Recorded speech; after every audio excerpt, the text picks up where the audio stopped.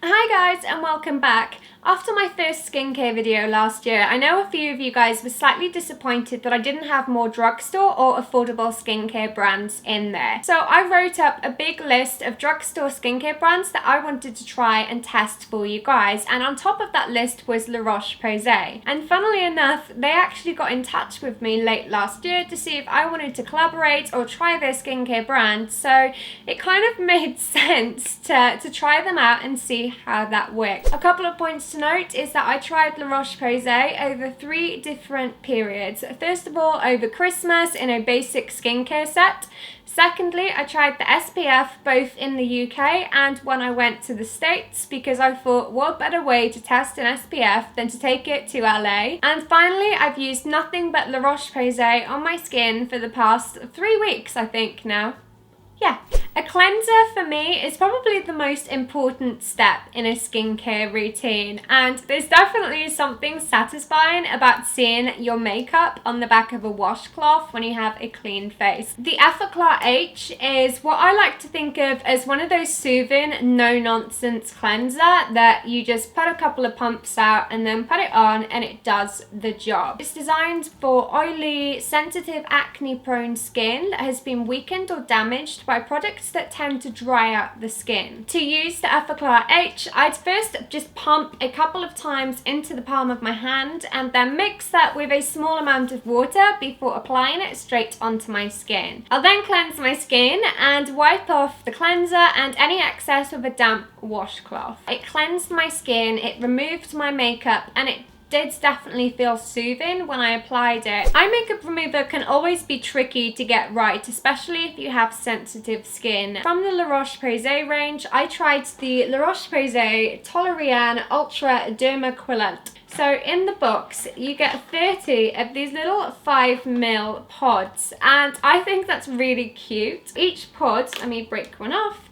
each pod has 5 milliliters of product. Break the top off that pod. Then I take a cotton pad. These are the rectangles from Muji, and I'll just apply that pod all over there, and that is then enough to take your eye makeup off from both eyes. It's designed for sensitive skin, so if you feel like eye makeup remover can sometimes irritate the skin around your eyes or your eyelids, then maybe it's worth trying this one out. However, if you are a fan of waterproof mascara, glitter, or like a gel liner, then you might struggle with this one because it did not remove those products from my eyes and it is not designed to do that. Next up is one of my favorite products from La Roche-Posay, and if you've been watching my videos for a while, then you might have seen it popping up in quite a few videos, and that is the La Roche-Posay Thermal Spring Water. I discovered this probably in the summer last year, and I've kind of been using it during makeup application since then, really. I'll initially dampen my beauty blender under the tap before I start to do my makeup,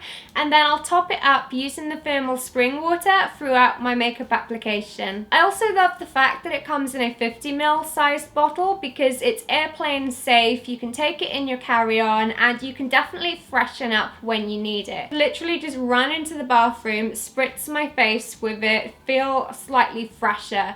So for long haul flights, definitely look into the 50ml bottle. Technically, it is just canned water. I really like it. I love how it feels on my skin. It makes me feel fresh. It's full of selenium, which can help soothe any irritated skin or blemishes or anything like that. And for ease of use, love it. Next up is the La Roche-Posay Effaclar Duo Plus cream, and this is like an anti-blemish cream. It's designed to help unclog your pores and help to reduce the appearance of redness or dark spots or any kind of blemishes like that you have. I first tried the Effaclar Duo Plus over the Christmas period, and it just wasn't working for me because I can't stand that feeling of really dry skin. After after speaking to my dermatologist about it, we worked out that it was really drying because I was using it too much. I went ahead and started using it every morning and every night, and I didn't let my skin build up to it. One thing my dermatologist explained to me is that some skincare products need to be counteracted to ensure that your skincare routine is balanced. I added the Effaclar Duo Plus into my evening routine twice a week and always made sure to use a hydrating moisturizer alongside it. By balancing the Duo Plus with a moisturizer, I kind of got the best of both. So my skin wasn't left feeling super dry, but I did feel like my oily areas had disappeared almost. It definitely felt like my T-zone area was less oily and visibly less shiny. In terms of SPF, there were two which I tried from Roche-Posay. The first was the Anthelios Ac30 Spf, and the second was the Anthelios Xl 50 SPF Very High Protection. The first one I had was the Anthelios AC, and I took this one with me to LA earlier this year. I didn't have any issues with it, didn't break me out, it didn't leave me feeling greasy, and worked incredibly well on my skin. What I did find out in a recent dermatologist visit was that my skin is actually highly UV damaged, and I was really surprised by that. I didn't think that would be the case, and I in no way had any idea that my skin would be 91% more UV damaged than other women my age, and that really